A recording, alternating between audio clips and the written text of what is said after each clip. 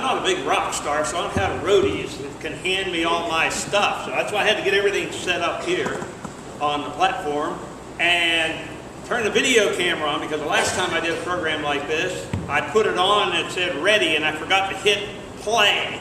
So I never did get anything. But my friend Marlene, who lives in Louisiana, sent me a message last night after she saw my announcement on Facebook and said, is there any way you can videotape this? So this is for Marlene down in the bayous of Louisiana. That's where she's at.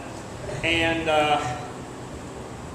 the program today is based on the 5 spirituals that I preached sermons on over the last 5 weeks in the month of May. And these spirituals I'm going to perform and tell you a little bit about them also while I'm doing it. Now, the interesting thing about this, the very first one is going home on the morning train. And I play the harmonica with the Cigar Boss guitar on this. And I'm going to tell you a little story about the harmonica. I started playing these in about 1965 thanks to some guy from Hibbing, Minnesota named Bob Dylan. He played it and I wanted to sound like him. So I went down to Progressive Music and I said, I want a harmonica. And they said, well, what kind do you want? And they showed me all of these harmonicas, and there were some that looked like an ear of corn. They just had like 6 harmonicas welded together, and there was big ones and small ones. And I said, well, just a regular basic one. And so the guy pulled out and said, well, this is the Marine Band. This is the basic harmonica everybody plays. And this is where you get started. So I went to buy it. There was this old guy there, probably younger than I am now, but you know, to me he was an old guy. And he says, well, Sonny, you're buying one of those. He says, you know, they cost $2.50 now. When I bought mine, it was only 25 cents. Well, the other day I was in a music store and I noticed that up on the wall they had Marine Band harmonicas. They were $61 a piece. And I said, I bought my first one for $22.50, and then I realized I'm the old man now. I was telling this young guy this, who was looking at harmonica. But when I went to Kentucky, I played the harmonica, and one of the people in the church said, oh, you're playing the French harp. I said, no, I'm playing the harmonica. Because I thought French harp, you know, that'd be something you play like this. He says, no, he said, that's a highfalutin name for it, harmonica. It's a harp, or a French harp. So that's what it's called to authentic people, I guess. So, where is it? Here it is. The other day, well, about a month ago, I was out at the half-price books and I saw this little kit for a Cigar Boss guitar. Now, I'd seen these at Barnes & Noble over Christmas, and they were running around $70 a piece. And I didn't know if I was that into or was going to be that into the Cigar Boss guitar. But thanks to this young lady who's here today, Kathy, I saw her video. She plays the Cigar Boss guitar. And I thought, wow, that's really cool. I really like that. I love the sound of this. So when I was out there at the bookstore, I saw this and I bought it. Well, not only did I buy one, we have 2 members of our church who already own it. Jake has one and Joanna here has one. And so as I plug this thing in,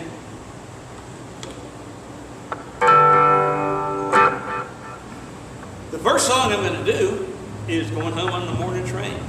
And the black preachers after the Civil War used this imagery in their sermons about going to heaven, because these people who were slaves and had been freed from slavery, they didn't have the money to ride on a train. And so the preachers would talk about riding home on the morning train, the train that leads to heaven. They also talked about the possibility, if you didn't serve God, you go on the Black Diamond Express to hell, making 13 stops between here and hell and arriving ahead of time. So it's kind of a warning to it. But this is the positive version, going home on the morning train.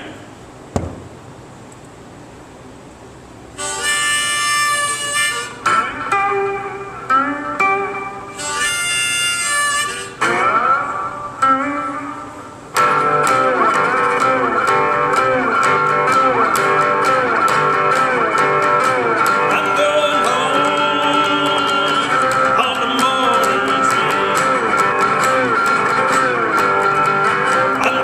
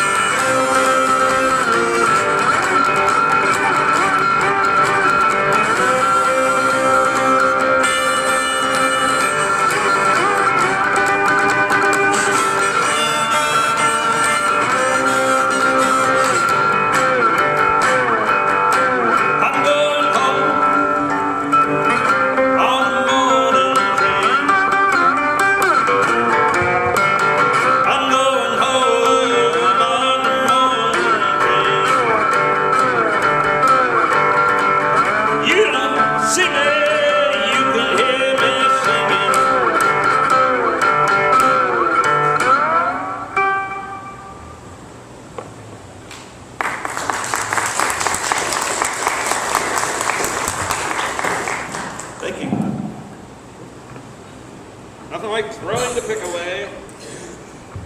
I'm not going to crawl down and get it.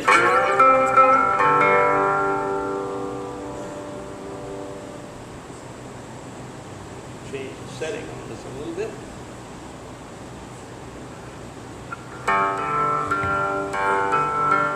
On Mother's Day, I preached about the song of Blind Willie Johnson, which was called Mother's Children Have a Hard Time.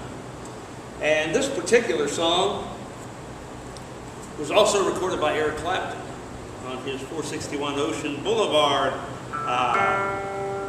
album back in the 70s. But this song talks about how hard it is when your mother has left this life and gone to be with God but left you behind. And that song is called Motherless Children. This is how it goes.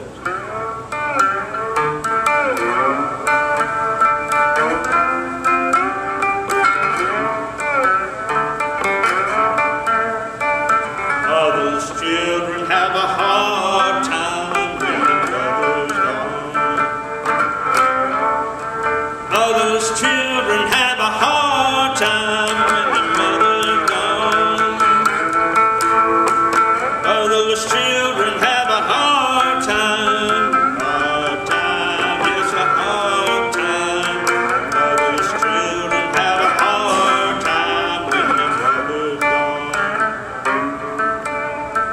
Motherless children gonna pray when the mother's gone. Motherless children gonna pray when the mother's gone. Motherless children have a hard time. Hard time, yes, a hard time. Motherless children have a hard time when the mother's gone.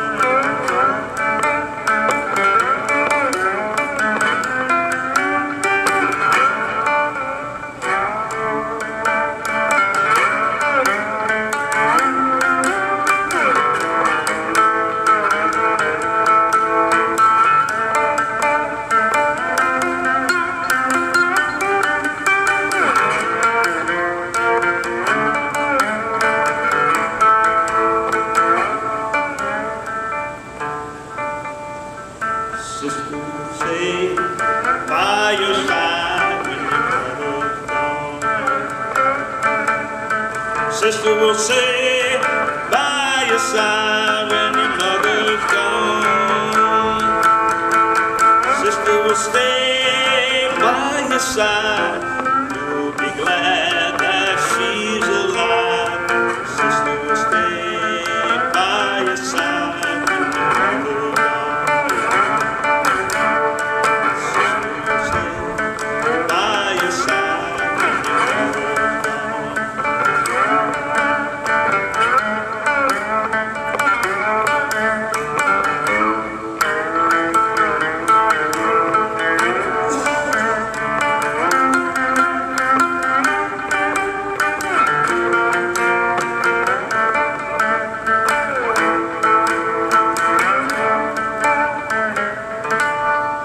Motherless children have a hard time when the mother's gone.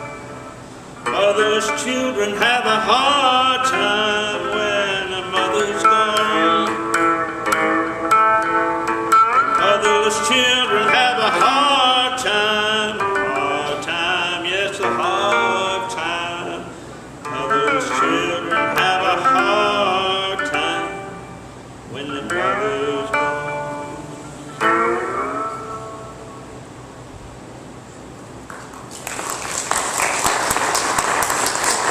A rather interesting historical fact about the cigar box guitar was why cigar boxes? Why did that suddenly become popular? Well, before the Civil War, cigars were transported in 100-pound boxes, big crates. So they didn't come in a little box like they had at the store. But then after the Civil War, cigars became really popular, but most people don't know why. It was General Grant. General Grant smoked cigars. And, he became president. And it became very in vogue to buy cigars. Well, they made them convenient. You could buy a whole box. So what'd you do with the box when it was done? People threw them out. Well, itinerant musicians and people who were poor, they couldn't afford to go buy a guitar or a violin or some instrument. So they took the cigar box, they got a plank of wood to make a neck out of it, and hence you have the cigar box guitar. Now this one, I bought after I got that one because that one doesn't have frets. This one does. So you can fret it, you can play it like a conventional guitar, as well as with the slide that you played the other one with. And this one's a little bit, how do I want to say it? A little more sophisticated. But the thing about it is, these itinerant musicians, Blind Willie Johnson, for example, who was the first gospel singer ever recorded, he had one. Lightnin' Hopkins, who I'm going to do one of his songs at the end of the service, he played one. Carl Perkins, who wrote Blue Suede Shoes, started off on a cigar box guitar. Robert Johnson, who supposedly sold his soul to the devil for the ability to play the guitar. But that's a myth because his stepson, Robert Lockwood Jr., told me personally years ago that that was just something that was made up by Hollywood. That didn't really happen. He never sold his soul to the devil. He just was a good player. So, keeping all these things in mind, I'm going to move on to a song that Elvis Presley recorded, among other people.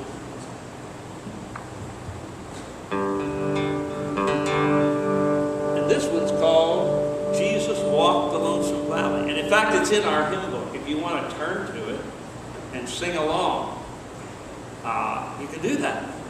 Feel free. But I don't do it kind of like Elvis did. I do a slow beginning, and then I kind of speed it up, because I think it's one of those songs that really moves along. So, this is it. And just in case I forget the words, I know they're going to blow away. In the fan, it always happens. But I always have trouble with this last verse. And I need new glasses, so if you see me throwing this, you'll know what's wrong. Anyway, this is how it goes.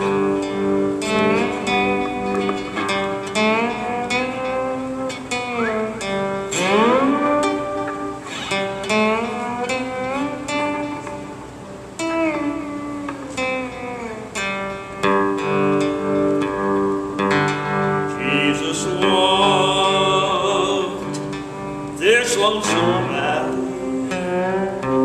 He had to walk it by himself.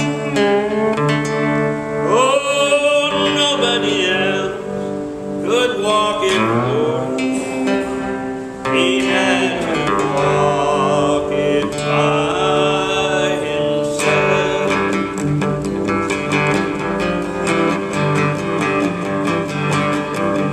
Jesus walked the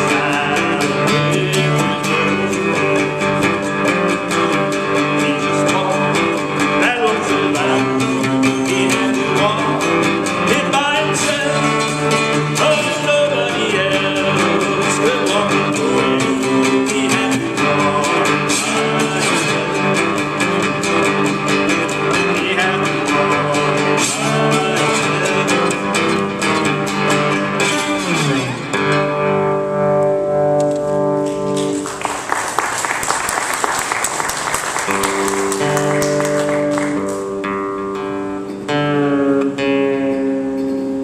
I have to retune.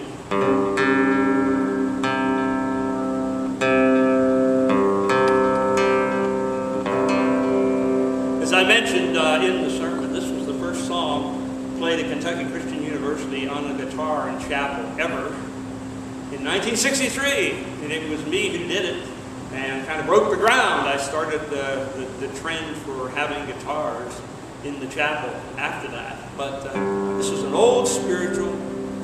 It's one of the most well-known. It was recorded by over 100 different artists. Over the years, many people have recorded it. Burl Ives had the first commercial recording of it in the 40s. Various groups did it in the 60s and 70s. Even a rock group called H.P. Lovecraft did a version of it. It's called Wayfaring Stranger.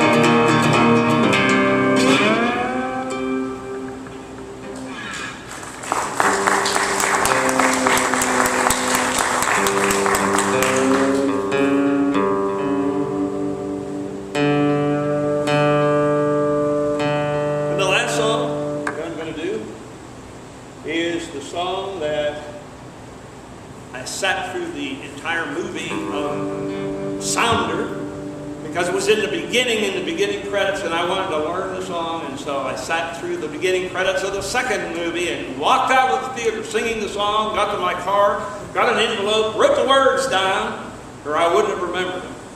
And it's one we do here in the worship band, and it's called Jesus Won't You Come By Here. It was recorded by Lightning Hopkins from Houston, Texas, back in the 1940s, and also again in the 1960s.